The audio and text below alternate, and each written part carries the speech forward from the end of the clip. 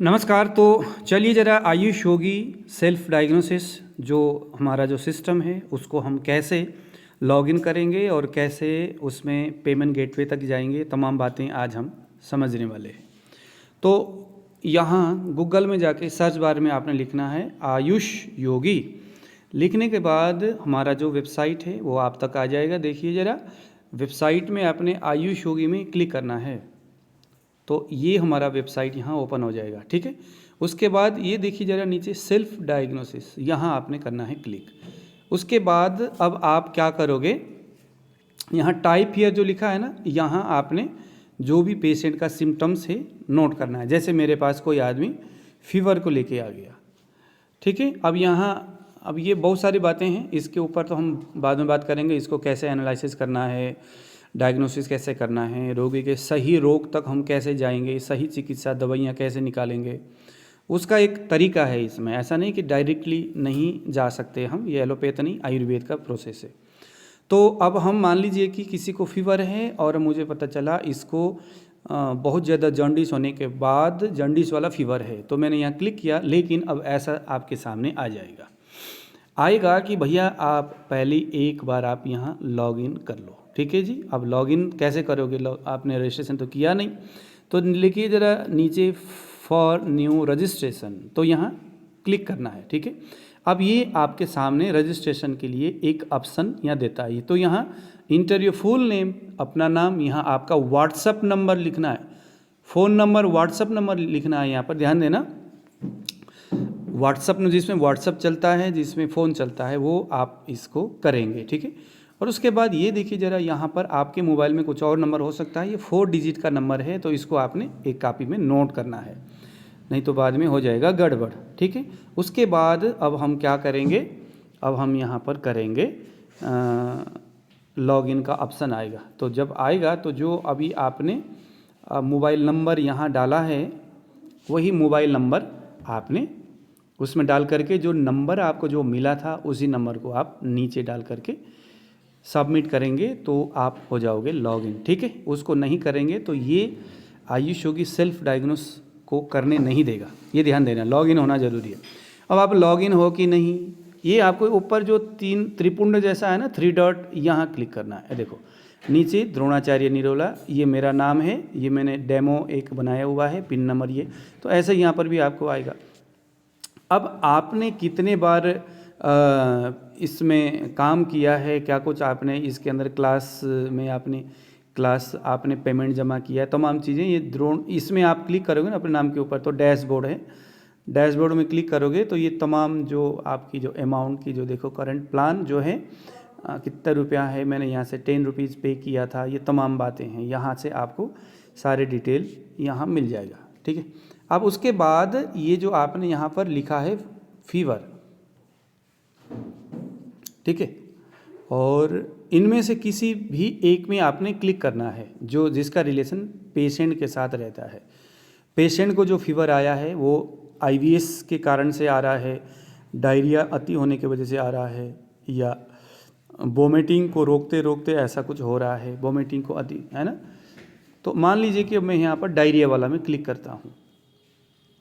ठीक है, ये मैंने हल्का फुल्का बुखार फीवर आता है, इसको क्लिक किया, क्लिक करते ही मुझे डायरिया में ये लेके चला गया।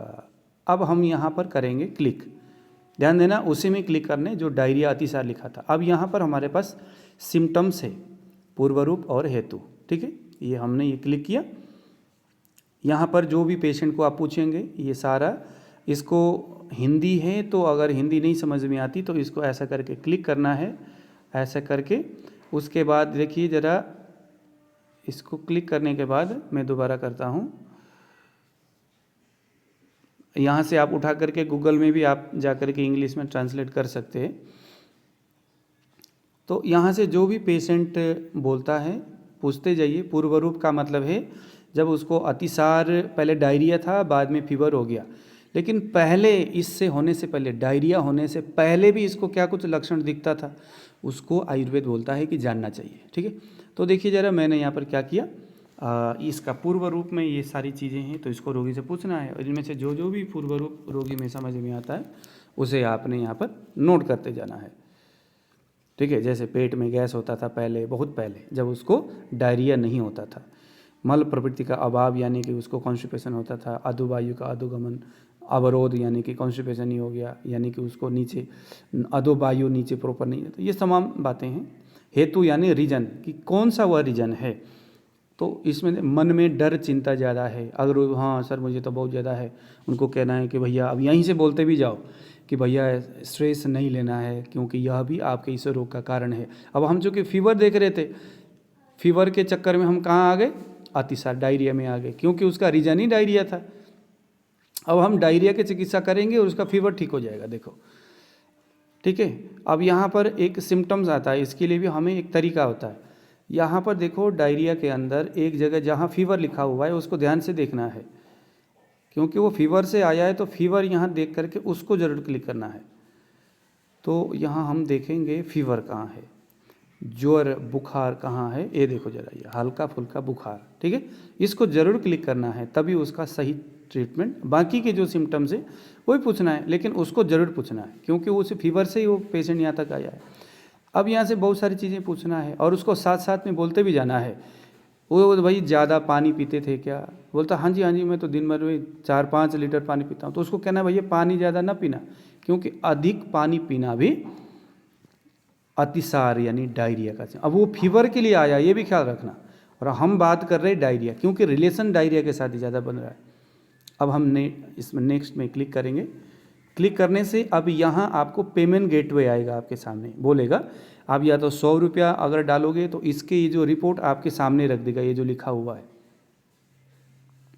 ये जो यहाँ जो भी सिम्टम, जैसे यहाँ पर हमने हल्का फुल्का बुखार आता है ना, तो आमातिसार में यदि दोष अल्प मात्रा में प्रवृत्त होते हो और रोगी बलवान हो तो दोषों का बाहर निकालने के लिए इसबगोल की भूसी दे या एरंड तेल अथवा हरित की पीपली चूर्णा, ये वो सिस्टम है जो कि अगर किसी को डायरिया होने के साथ साथ में बुखार भी होता है तो इस दवाई का इस्तेमाल करना है।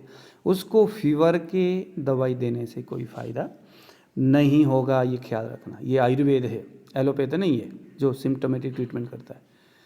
और दूसरा अगला बोलता है कि सर मेरा तो एकदम चिकना फैटी स्टूल आता है, तो उसके लिए स्पेशल देखो सन्निपातिक अतिसार है ये, जो उसने जिस सिम्टम्स को क्लिक किया है, तो इसकी चिकित्सा बता दी है इसने। बाकी की कुछ दवाइयाँ हैं, यहाँ पर देखो उसने पूर्व रूप का जो सिम्टम्स क्लिक किया था, मन में डर चिंता ज़्यादा है, ठीक है। ये सारी चीज़ें हैं, ये सारे मेडिसिन है। अब ये आपको देखो कोई बुक पढ़ने की ज़रूरत नहीं है। कौन कौन से बुक पढ़ते रहोगे आप, 36 तो बुक हमारे आयुर्वेद के पढ़े हुए। अब ये आपको उन सभी बुक से जो सार होगा उसे दे देगा, ठीक है। अब पेशेंट आया है ना आपके पास, तो save and generate report URL, इसमें आपने क्लिक करना है। क्लिक करने के बाद ये रिपोर्ट हो गया है ऐसा, ठीक है।